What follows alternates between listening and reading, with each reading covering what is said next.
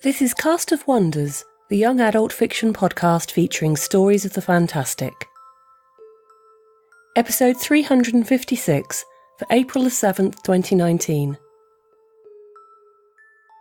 Welcome. I'm Catherine Inskip, Assistant Editor and your host for today. You're listening to Little Wonders, our thematic flash fiction collections. Last autumn, Cast of Wonders ran its biennial flash fiction contest, and today we're bringing you the winning stories, as voted for by the Escape Artists Discussion Forum members at forum.escapeartists.net. Our first story, which took third place in the competition, is The Mud Princess by R. Jean Bell. R. Jean Bell has been devouring any available reading material since age 3, often averaging a book a day. This love of reading brought her to writing both fiction and poetry. Although she grew up playing in the creeks of Pennsylvania, she spent the last 20 years enjoying the beaches of Denmark.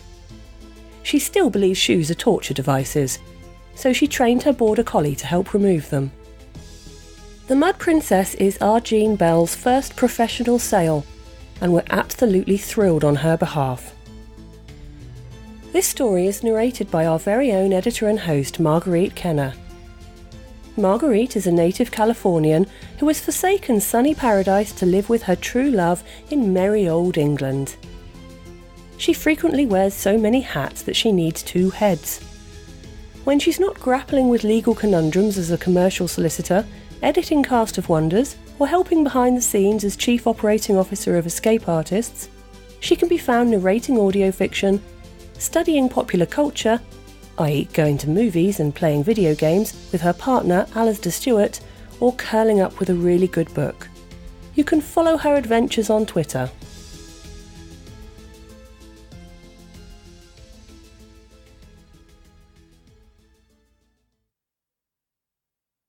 The Mud Princess by R. Jean Bell. Narrated by Marguerite Kenner. The huge stone in the middle of the creek called to Ruby, as it did every summer. Each year she tried to lift it, but she had never been strong enough. Once she even dragged Liam down here, but he couldn't budge it at all. She wriggled her toes into the mud to find a solid footing, then reached deep into the muck with her fingers. She pulled hard, but her hand slipped, and she fell backwards, her bottom plunking into the cool water, stirring up silt. Trying again, she dug deeper until she found a bump to grip. She bent her knees, taking a deep breath, and lifted like an Olympic weightlifter. It took all her strength, but the rock came away, and she flipped it back. The water cleared, revealing her prize, the biggest crayfish she'd ever seen. Something didn't look right, but she reached down and caught it. She pinched gently in front of its tail, avoiding the giant snapping claws and the weird shape on its back. It screamed as she pulled it from the water. She'd never heard a crayfish make noise before, and she'd caught hundreds. The screeches became words. "Where's the princess?" The shape on its back looked like a tiny human riding astride. Startled, Ruby almost dropped it. "What princess?" she asked, bringing her hand up to her eye to see it better. "The prophecy states that only the true heir to the throne can open the gateway." He twirled the end of his gray handlebar mustache with one hand, while the other held a flattened pitchfork. "If you mean that big rock, I lifted it." He shook his head. "Your feet are bare. A princess always wears slippers." She gestured to the stiff, ill-fitting shoes handed down from her cousin that lay on the bank. "We can't afford fancy stuff, and wet shoes are icky." "You're dirty. A princess is always clean." He stabbed her nose with his fork. "Ouch!" She touched the sore spot. "You're mean." He kicked the side of the crayfish with his heels, and it clapped its claws again. "I'm the guardian of the kingdom. Take me to the princess." "What kingdom?" It was a patch of muddy pebbles under a rock. He pointed towards the spot with his trident. Through that tunnel is a land of riches and magic. Now where's the princess? There's only me. I suppose you'll have to do, he said, tugging at his mustache. We'll get to work on your dresses as soon as you're shrunk and have had a bath. And you'll need proper slippers also. Repeat after me. Crumpa, crimpa, crickle. She hated dresses and shoes. Why? To become the princess, it's your destiny. Nuh-uh, she shook her head. Nana says I can be anything I want when I grow up. I'm going to be a biologist. Ruby returned the crayfish to his hole and flipped the rock back. Then she gathered her shoes and skipped barefooted home to Nana's for dinner.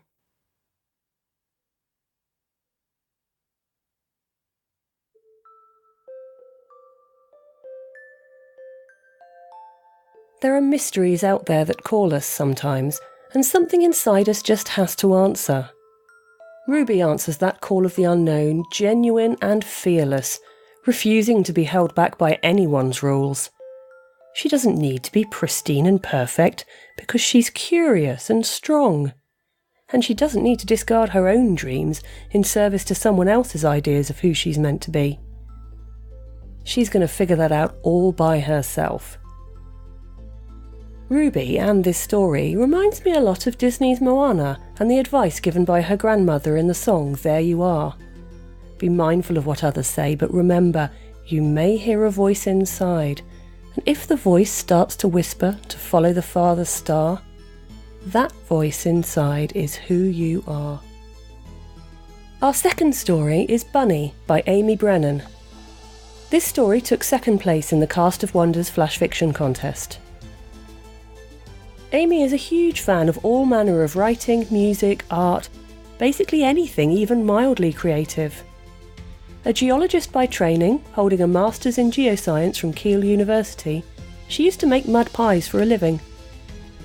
Her current full-time day hobby is as a spreadsheet queen extraordinaire, with dreams of going full-time as a writer. She lives in Cambridgeshire with her partner Ian, Bunny Floofs, Clover and Bramble, and Percy, their cuddle beast of a cat. Amy is also one of our associate editors, and together with Carissa Sluss took the stage as co-editor of our recent Artemis Rising event. We couldn't be prouder to bring you this story. This is also Amy's first professional sale. This story is narrated by Roberto Suarez. Roberto Suarez co-hosts and produces A Pod of Casts, the Game of Thrones podcast, and Radio Westworld.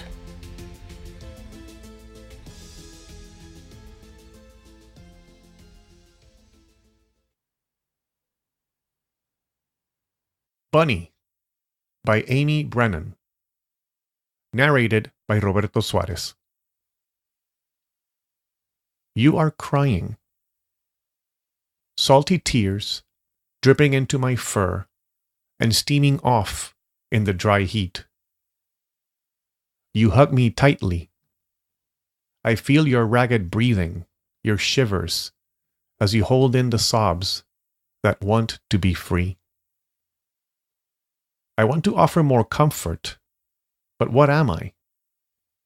Just bits of fabric with plush stuffing, a pink buttoned nose, and a pair of beaded eyes.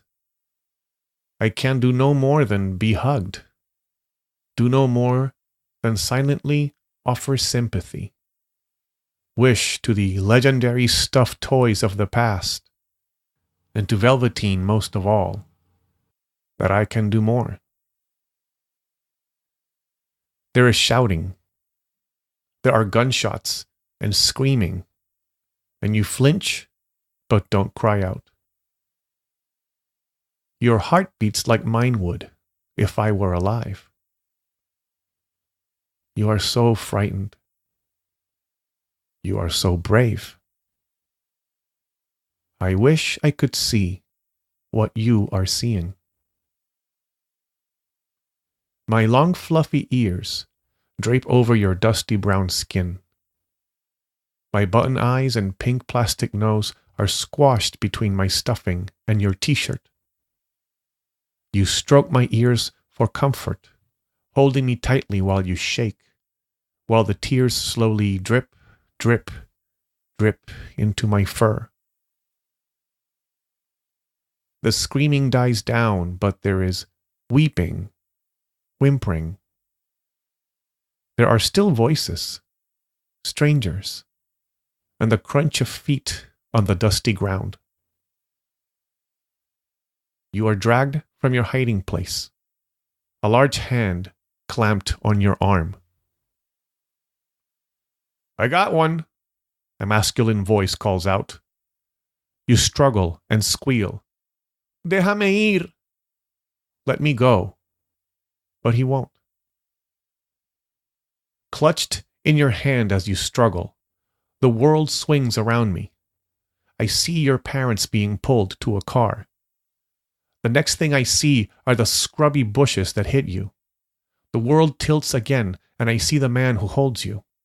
Uniformed, in a hat and reflective covers over his eyes, he has a grim look on his face. You are placed in a car, empty save for you in the back. "Momia, papi," you cry. He straps you in as you struggle and scream for your parents. Then he takes hold of my legs. "No, no tomes conejito." Don't take my bunny. You clutch onto my head with desperate strength. I feel the stitching in my neck and legs strain as the man pulls. You won't let go. A thread pulls apart, the beginning of a broken seam. "No," you cry again, and he sighs and lets go. "All right, kid. You can keep the bunny." You quieten, hugging me close. The drive is long. You are alone in this place of concrete and mesh walls and crying children of all ages. You left your friends to go with your family. You have been stripped of your family and protectors, but you are not alone. You will not let them strip you of me. You are crying, salty tears dripping into my fur. You want your parents. You want to be safe. You have only me. For now, just for now, that is enough.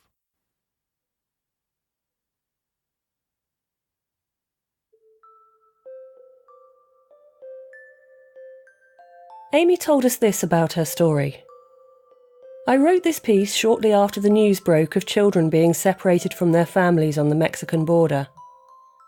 It broke my heart because no child should have to experience that. I wanted to write something. This became my commentary on how awful it is, and what better way to express that than through the eyes of a much beloved stuffed toy that, if it had agency, would keep their child from harm. Recent news articles have stated that it might take several more years to reunite some of these families. Childhood is short, and for many of these children it's already over. I don't know if anything can mend that kind of harm. I do know that we can't afford to forget that this is happening. If you've never read Ursula Le Guin's The Ones Who Walk Away from Omelas, now is a very good time to do so. Because there are the ones who walk away from Omelas, and the ones who do not. Our final story, and the overall winner of the Cast of Wonders Flash Fiction Contest, is An Economy of Words by Wendy Nickel. Wendy Nickel is a speculative fiction author with a degree in elementary education, a fondness for road trips, and a terrible habit of forgetting where she's left her cup of tea. Her short fiction has been published by Daily Science Fiction, Nature Futures, and is forthcoming from Analog and Beneath Ceaseless Skies. Her time travel novella series, beginning with The Continuum, is available from World Weaver Press. For more info, visit wendynickel.com. This story is narrated by Chloe Yates. As well as narrating, Chloe has written many short stories and some poetry. Her latest publication, A Treacherous Thing, can be found in the Fox Spirit Books anthology The Jackal Who Came In From the Cold. She's currently working on several projects, one of which might just send her down the rabbit hole. You can contact her through her website www.chloeyates.com while she wanders through Twitter under the sobriquet @Shloobee, SHLOOBEE. English-born, she currently lives in the middle of Switzerland.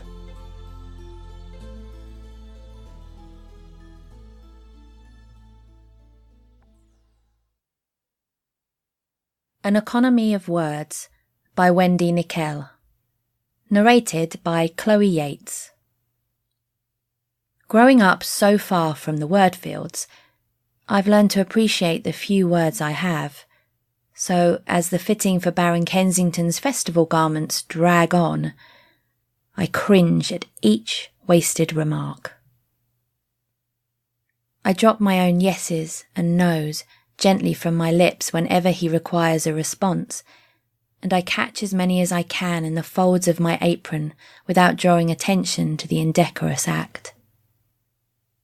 My words are nearly past the point of recognition anyway, warped and worn from overuse, from years spent hoarded in Mama's glass jars as my inheritance, from being cobbled together from sounds and syllables traded to the wordsmith until they resembled something useful.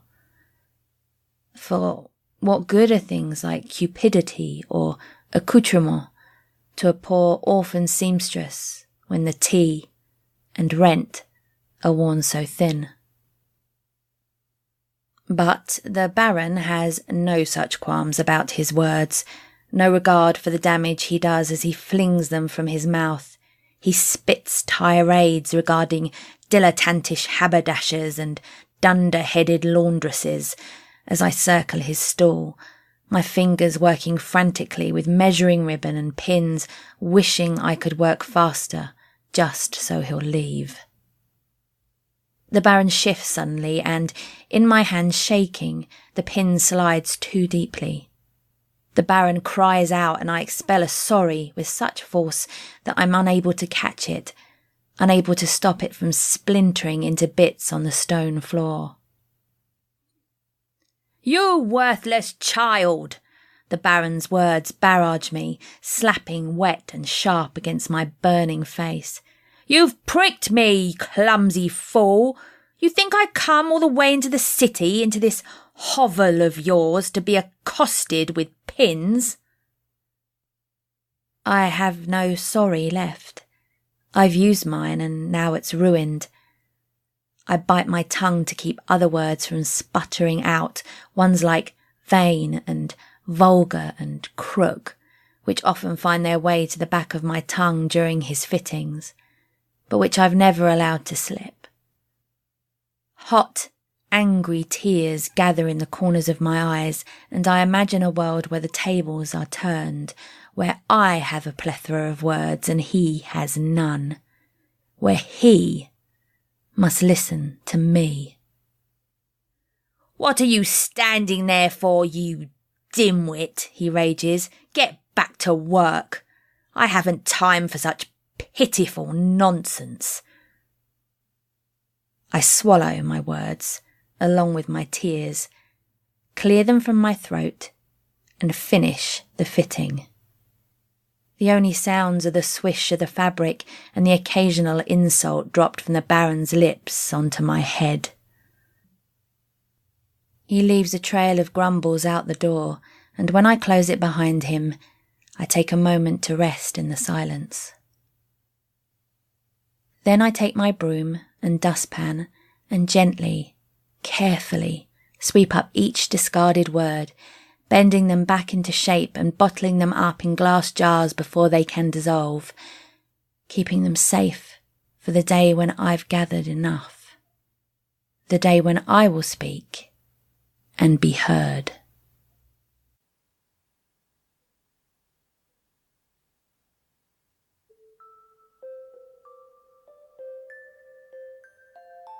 Wendy Nickel imagines a world where words are precious currency, hoarded by the privileged few.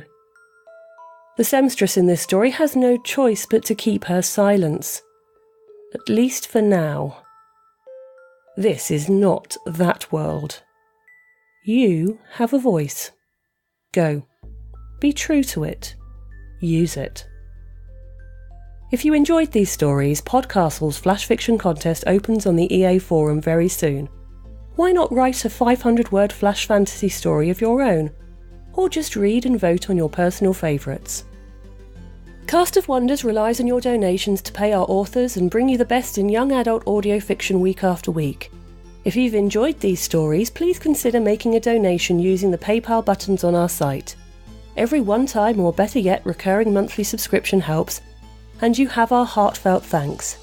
You can share your appreciation for these stories by leaving us a review on iTunes, sharing the episode with your friends and family, or discussing it on the EA Forum, forum.escapeartists.net. We're at Cast of Wonders on Twitter. Come say hello. Cast of Wonders is a production of Escape Artists Incorporated and is brought to you by the creative team of editor and host Marguerite Kenner, assistant editors Catherine Inskip and Alexis Goebel, associate editors Tonya Bezpalko, Amy Brennan, Alicia Caparasso, Trace Von Till, William Haight Minor, Andrew K. Ho, Sean Proctor, Ray O, Susie Rodriguez, Carissa Sluss, Emma Smales and Chris Tang. Our audio producer is Jeremy Carter and our community manager is Danny Daly. Our episodes are released under a Creative Commons Attribution Non-Commercial No Derivatives 4.0 International License. You can share this episode but you can't change it or sell it. The Little Wonders theme, Neversus, is by Alexei Nov from musicalley.com. Thanks for listening.